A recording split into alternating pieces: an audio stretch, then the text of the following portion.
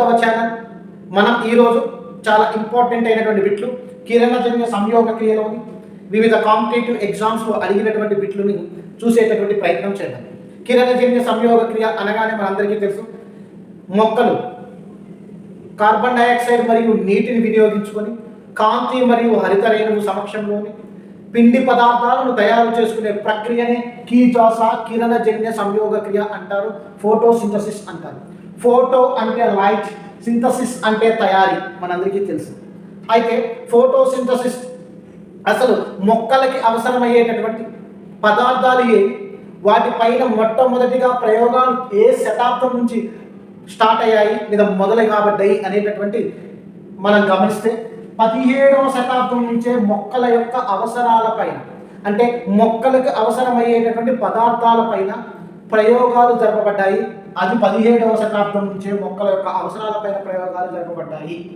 రెండవది, మొక్కలు అనగానే మనందరికీ బాగా గుర్తుండేటటువంటి అంశం, మొక్కలు భూమిలో నేలలో ఉంటాయి.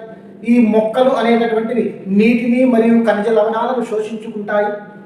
ఈ నీటికి మరియు మొక్కకు మధ్య సంబంధాన్ని చెప్పినటువంటి మొట్టమొదటి సైంటిస్ట్ ఎవరు ఆయన అంటే వాన్ హెల్మెట్. గుర్తుపెట్టుకునే ప్రయత్నం చేయాలి. వాన్ హెల్మెట్ అనేటటువంటి సైంటిస్ట్ నీటికి మరియు మొక్కకు మధ్య గల సంబంధాన్ని వివరించే ప్రయత్నం చేశారు వాన్ హెల్మెట్ గారు.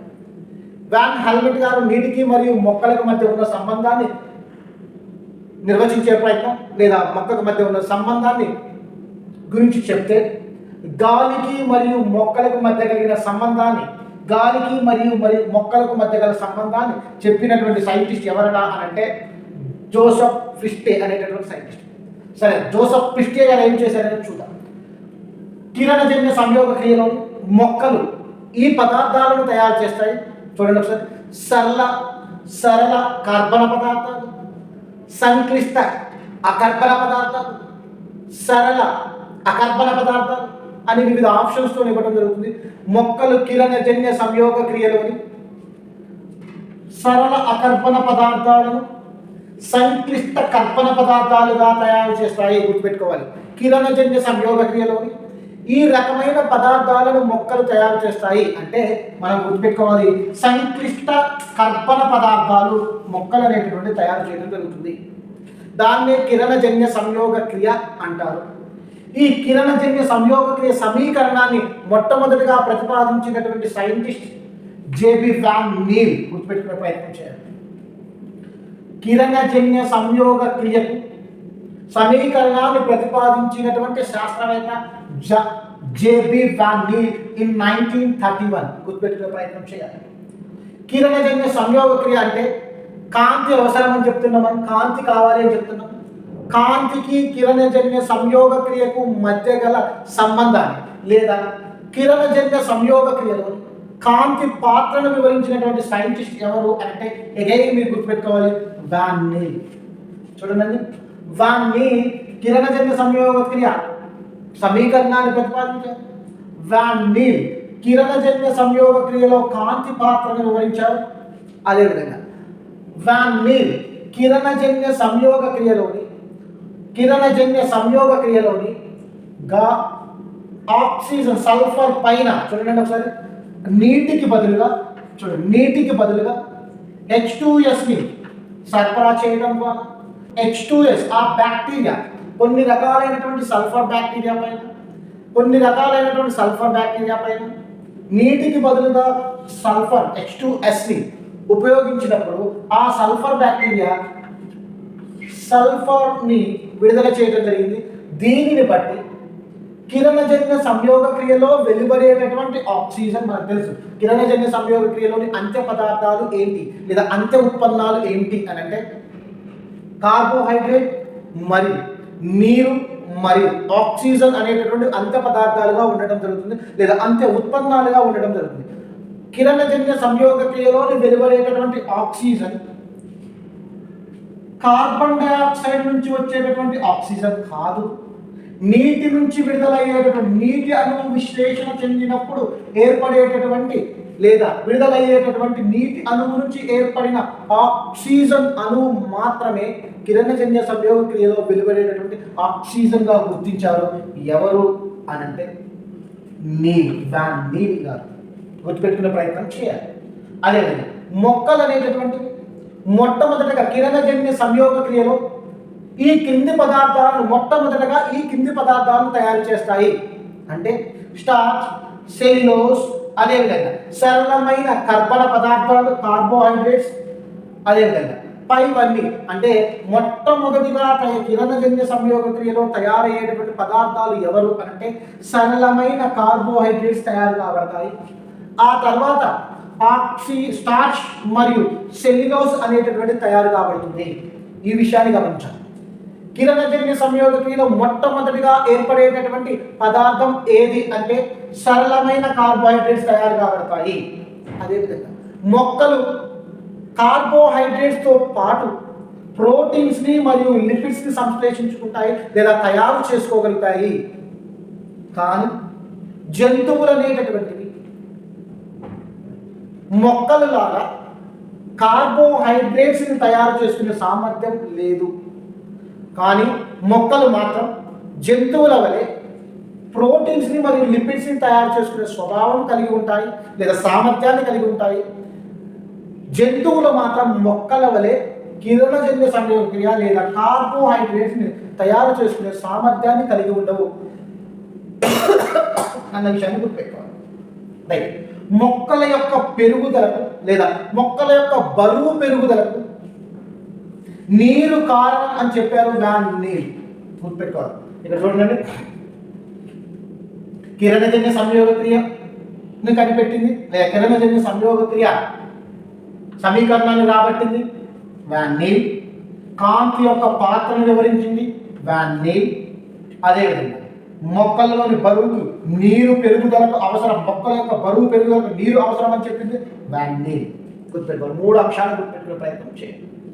అదేవిధంగా మొక్కలోని వెలువడినటువంటి కిరణజన్య సంయోగ క్రియలో వెలువడేటటువంటి ఆక్సిజన్ కూడా నీటి అణువు నుంచి వస్తుంది అని చెప్పిన వ్యక్తి కూడా వ్యాన్ నీల్. నీటి అణువు నుంచి వచ్చి చెప్పింది వ్యాన్ నీల్, సమీకరణం వ్యాన్ నీల్.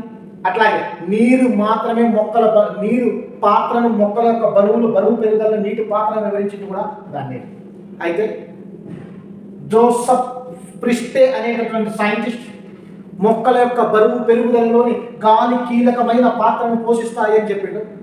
మొక్కల యొక్క పెరుగుదలలోని గాలి కీలకమైన పాత్రను పోషిస్తుంది అని చెప్పిన వ్యక్తి జోసెఫ్ ప్రిస్టే. అదేవిధంగా మొక్కల యొక్క పెరుగుదలకు గాలి ఏ విధమైనటువంటి కీలకమైనటువంటి చెప్పారో అదేవిధంగా ఈ ప్రిస్టే అనేటటువంటి సైంటిస్ట్ ఆక్సిజన్ కనుగొనడం జరిగింది 1774. చూడాలని గుర్తుపెట్టుకోండి. జోసెఫ్ ప్రిస్టే ఆక్సిజన్ ని కనుగొనడం జరిగింది.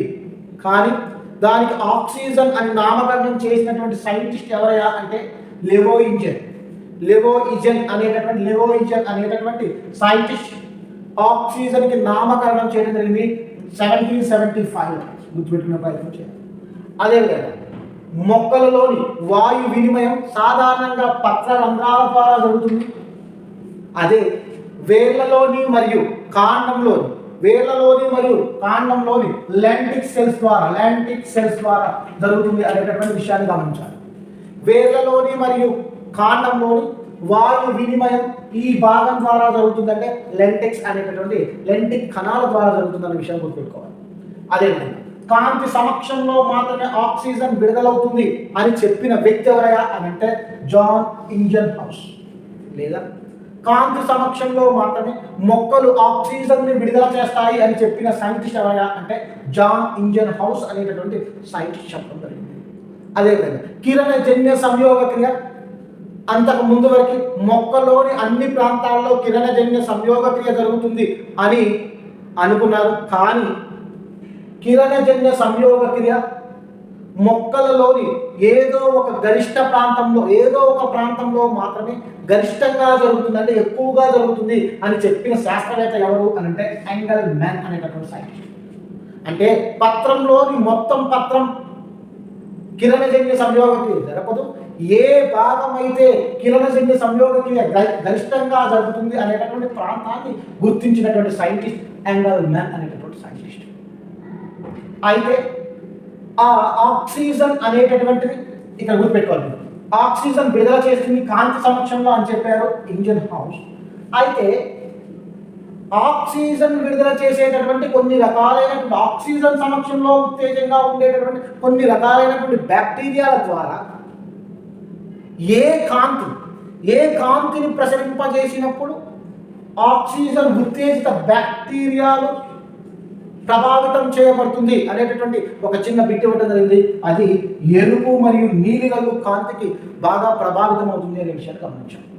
మొక్కలోని ఆకుపచ్చని భాగం మాత్రమే కీజాసాకు ఉపయోగపడుతుందని చెప్పిన వ్యక్తి జాన్ ఇంజన్. గుర్తుపెట్టుకోవాలి, ఇంజన్ హౌస్ అనేటటువంటి వ్యక్తి సైంటిస్ట్. కాంతి సమక్షంలో ఆక్సిజన్ విడుదలవుతుందని చెప్పారు. అదేవిధంగా మొక్కలోని గరిష్ట కీజాసా స్థానాన్ని గుర్తించింది ఎంగెల్మెన్. అదేవిధంగా మొక్కలోని ఆకుపచ్చని భాగం మాత్రమే కిరణజన్య సంయోగక్రియ జరుగుతుంది అని చెప్పినటువంటి సైంటిస్ట్ ఇంజన్ హౌస్. చూడండి, ఇంజన్ హౌస్ కాంతి సమక్షంలోని ఆక్సిజన్ విడుదలవుతుందని చెప్పారు. ఇంజన్ హౌస్ ఆకుపచ్చని భాగం మాత్రమే కిరణజన్య సంయోగక్రియ జరుగుతుంది అని చెప్పారు.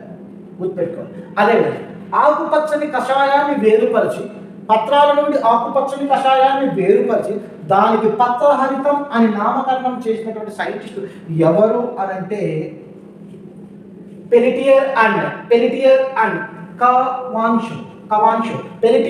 కవాన్షో అనేటటువంటి ఇద్దరు సైంటిస్టులు ఆకుపచ్చని భాగాన్ని వేరుపరిచి దానికి పత్రహరితం అని నామకరణం చేయడం జరిగింది. అయితే ఈ మొక్కలోని ఆకుపచ్చగా ఉండేటటువంటి భాగాన్ని క్లోరోఫిల్ లేదా పత్రహరితం అని చెప్పడం జరిగింది. అయితే ఈ క్లోరోఫిల్తో పాటు కాంతిని గ్రహించేటటువంటి మరొక 2 కారకాలు లేదా 2 రకాలైనటువంటి పత్రహరితంతో పాటు మరొక 2 రకాలైనటువంటి పిగ్మెంట్స్ ఉండడం జరిగింది. వాటిని కెరోటెనాయిడ్స్ అండ్ ఫైకోబిలిన్ అనేటటువంటి 2 రకాలైన వర్ణద్రవ్యాలను గుర్తించడం జరిగింది. చూడండి ఒకసారి, క్లోరోఫిల్తో పాటు కాంతిని నిక్షిప్తం చేసుకోగలిగిన మరో వర్ణద్రవ్యాలు ఏమిటి అంటే కెరోటెనాయిడ్స్ అండ్ ఫైకోబిలిన్ అనేటటువంటి 2 రకాలైన వర్ణద్రవ్యాలు కాంతిని శోషించుకోవటం లేదా నిక్షిప్తం చేసుకోవడంలోనే పాత్ర పోషిస్తాయి అని చెప్పడం జరిగింది. అదేవిధంగా క్లోరోఫిల్ మొక్క కణాల అంతటా వ్యాపించి ఉండదు. కేవలం కొన్ని ప్రాంతాలలో మాత్రమే కణంలోని ఒక ప్రత్యేకమైన భాగంలో మాత్రమే వ్యాప్తి చెంది ఉంటుంది. ఆ భాగాన్ని హరిత రేణువు అని అంటారని చెప్పినటువంటి సైంటిస్ట్ ఎవరు ఆయన అంటే జాన్ వాన్ సాక్స్ అనేటటువంటి సైంటిస్ట్ మొక్కలోని అంత భాగం అంతా క్లోరోఫిల్ కలిగి ఉండదు. క్లోరోఫిల్ కలిగి ఉన్నటువంటి ప్రాంతాన్ని హరిత రేణువులు అంటారు. ఆ హరిత రేణువు మాత్రమే కిరణజన్య సంయోగక్రియ జరుగుతుంది అని చెప్పడం జరిగింది. ఇక్కడ ఇంకో విషయాన్ని గుర్తుపెట్టుకునే ప్రయత్నం చేయాలి. మొక్కలోని అధిక క్లోరోఫిల్ కలిగినటువంటి భాగాలు ఎవరు? మొక్కలోని అత్యధిక క్లోరోఫిల్ కలిగినటువంటి భాగాలు ఎవరు అంటే రక్షక కణాలు మరియు సంధాయక కణజాలం. అంటే దాదాపుగా 40 నుంచి 100 హరిత రేణువులు కలిగి ఉండటం జరుగుతుంది. రక్షక కణాలు మరియు సంధాయక. పత్రరంధ్రాలలోని ఈ కణాలు హరిత రేణువులు లేదా కిరణజన్య సంయోగ క్రియలో తోడ్పడతాయి అంటే రక్షక కణాలు అని గుర్తుపెట్టుకోవాలి. పత్రం యొక్క కణాలను మెల్లగా పగలగొట్టి వాటి నుండి కషాయాన్ని లేదా హరిత రేణువుల్ని వేరు చేసినటువంటి సైంటిస్ట్ ఎవరు అంటే ఆర్నర్ అనేటటువంటి సైంటిస్ట్గా గుర్తుపెట్టుకోవాలి. ఇక్కడ ఇంకొక ఇంపార్టెంట్ పాయింట్ కూడా ఉంది. ఈ జాన్ వాన్ సాక్స్ కనిపెట్టినటువంటి హరిత రేణువు యొక్క నిర్మాణం కూడా చాలా ముఖ్యమైనటువంటిది. నెక్స్ట్ క్లాస్లోని హరిత రేణువు యొక్క నిర్మాణం ఏంటి, హరిత రేణువులోని ఏ భాగంలోని నీటి అణువు విశ్లేషణ జరుగుతుంది, అదేవిధంగా హరిత రేణువులోని ఏ ప్రాంతంలో కార్బోహైడ్రేట్స్ తయారవుతాయి, గ్లూకోజ్ సంశ్లేషణ కోసం కార్బోహైడ్రేట్ తయారీకి కావాల్సిన ఎంజైమ్స్ ఏ ప్రాంతంలో ఉన్నాయి అనేటటువంటి అంశాలను నెక్స్ట్ క్లాస్లో చూద్దాం. అదేవిధంగా పత్రహరితాలను మొక్క యొక్క పత్రం నుంచి తొలగించడానికి ఉపయోగించేటటువంటి ఒక కెమికల్ ఏంటి అంటే మిథైలేటెడ్ స్పిరిట్ అనేటటువంటి దాన్ని మనం ఉపయోగించి దాని నుండి పత్రహరితం లేకుండా చేయడం జరుగుతుంది అనేటటువంటి పత్రం నుండి పత్రహరితాన్ని తొలగించడం కోసం ఉపయోగించేటటువంటి కెమికల్ ఏంటి అని అంటే మిథైలేటెడ్ స్పిరిట్ అని కూడా గుర్తుపెట్టుకోవడం జరుగుతుంది. ఇది ఫోటోసింథసిస్కి సంబంధించినటువంటి సైంటిస్టులు గుర్తుపెట్టుకునే ప్రయత్నం చేయాలి. చాలా చాలా ఇంపార్టెంట్. తప్పకుండా ఒక బిట్ అడిగేటటువంటి అవకాశం ఉంది ఈ ఏరియా నుంచి. కాబట్టి మనకి ఒక్క బిట్ కూడా మన లైఫ్ స్టైల్ని డిసైడ్ చేసేటటువంటి అంశం కాబట్టి ప్రతి ఒక్కరు కూడా ఈ బిట్లు కంపల్సరీగా నేర్చుకునే ప్రయత్నం చేయాలి. థ్యాంక్ యూ అనడాల్. అదేవిధంగా మన ఛానల్ని సబ్స్క్రైబ్ చేయండి, షేర్ చేయండి, లైక్ చేయండి. ఇంకా మనం చెప్పినటువంటి అంశాలు ఏమైనా ఉంటే కింద కామెంట్ సెక్షన్లో పెట్టినట్లయితే మిగిలిన అభ్యర్థులు కూడా ఉపయోగపడుతుంది. కాబట్టి మనం నేర్చుకుందాం, నేర్పుదాం.